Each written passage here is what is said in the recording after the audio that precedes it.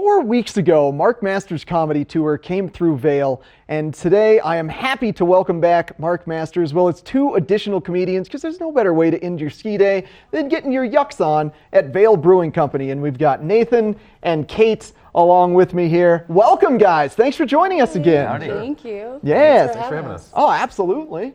So last time I know the crew, there was some, maybe not shenanigans in Aspen, but it was a little bit of a late night. You guys were in Aspen again last night. How's everybody feeling today?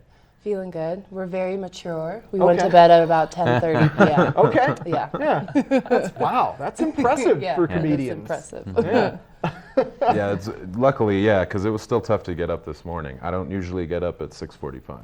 Yeah, you guys are a bit more night owls. We got to be up at night. Yeah, it's hard to do both. Yeah. So, but yeah, thanks for having us. Oh, absolutely. That's true. And I was supposed to start off with this world champion belt that's down here. That is some hefty hardware. Oh, yeah, zoom in. It's the Denver Comedy Championship. It's a big deal. I definitely didn't make it up and give it to myself. It's a valid championship, and I won it, and I've had it for 5 years. I hear there was a very prestigious voting group. Yeah, the Ensemble of Comedic Writers, the ECW. Yeah.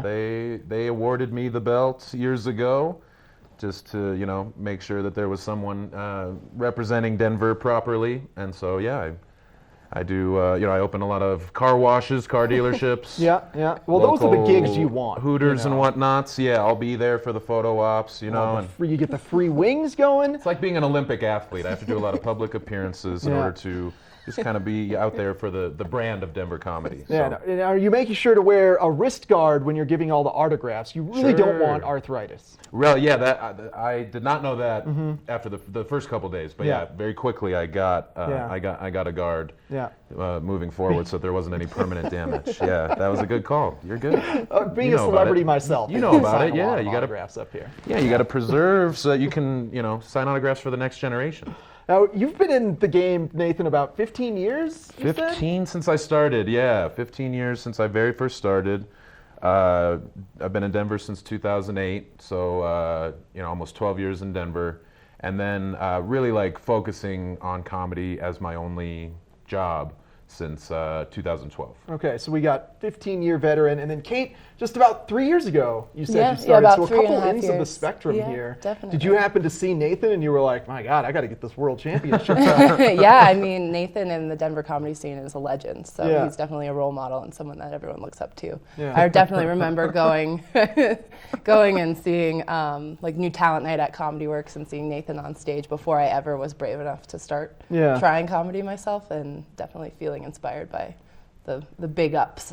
Did you find yourself leaving Comedy Works when you weren't quite a comedian yet and going home and just grabbing a hairbrush, staring into the mirror and I can do this? Oh yeah, I definitely had that feeling of I really want to be up there. It took me probably another 6 months to actually go to an open mic though. Yeah. And then my first open mic was so bad that it took me another 6 months to go back.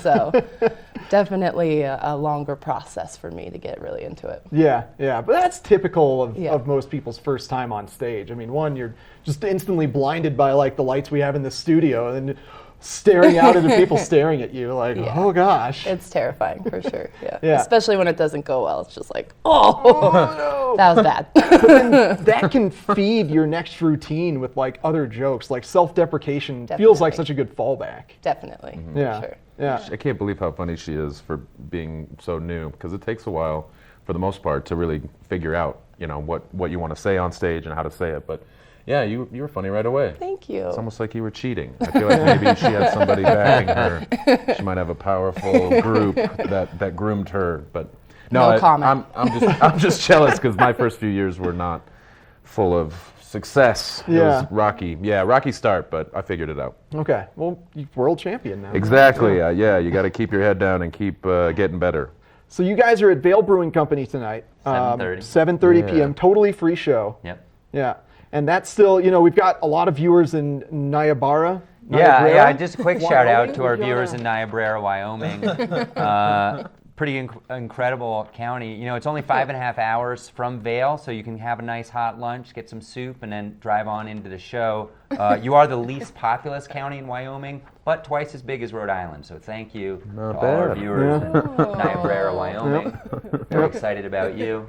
They are the world champions now of per capita county size landmass versus population size. are. They took it from Rhode Island, so they're getting their own belt tonight. We'll I think. get a belt. Oh, dang. We'll Yeah, get a belt for you. we'll And get that, Nathan. I bet Nancy Norton's probably performed there Yeah. from last night. We had a nice drop in last night after our show. Nancy Norton, who's a comedy legend down in the Boulder, Denver area, has a show tonight at the Wheeler Opera House with Fortune Femster, and so she came and said hi, and we got to hang out with her. That was a lot of fun. So hi, Nancy. Yeah, a little hang, Denver hang. All right, cool, guys. Well, we're going to come back with you in our 8 o'clock hour, but for now, Nathan, All right. Kate, Mark, thank you so much for joining us. We're going to take a look at the local weather now.